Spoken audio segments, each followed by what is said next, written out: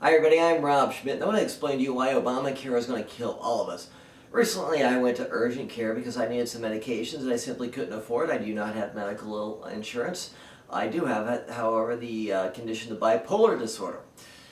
When I went to the government-run urgent care, they told me it was going to be at least 4 to 5 hours. It ended up being closer to 7. They immediately said, we aren't going to give you the Ambien or Klonopin. No reason. Nothing had gone wrong. They just simply weren't giving it. That's an example of how the government's going to ration your health care. And there's a big difference between a 73-year-old not getting a heart transplant because their life expectancy isn't very long versus a 43 who needs his Klonopin. I don't know why it works so well, but it does. I mean, it's a basic medication.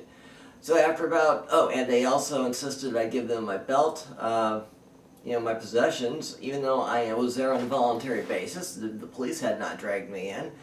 So I'm sitting there without my belt for about 4 hours before I meet a doctor. Not the urgent care doctor, but a doctor from, I think it's Alamans, which is a private company that provides free doctors.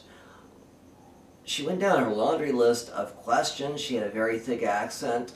Frankly, she wasn't a very good doctor.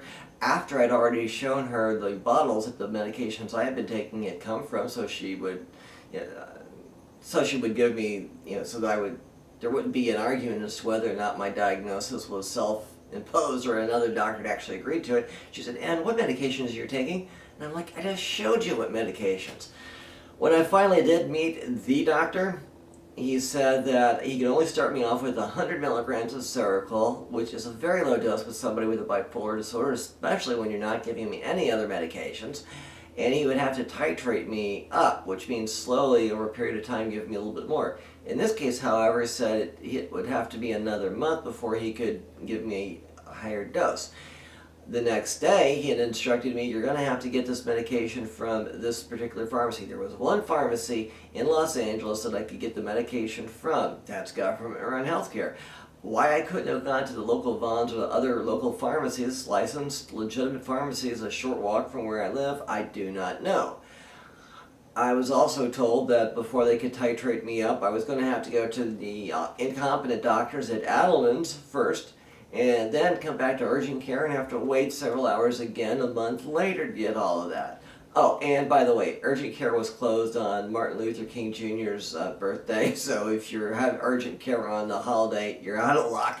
Ladies and gentlemen, this is the perfect example, or a great example of what's going to happen under Obamacare, any type of government-run healthcare. It's just horrible healthcare, and for people that don't have healthcare, I've called around, there are free clinics. So this argument that the people who are uninsured are just out of luck and they're not getting any health care.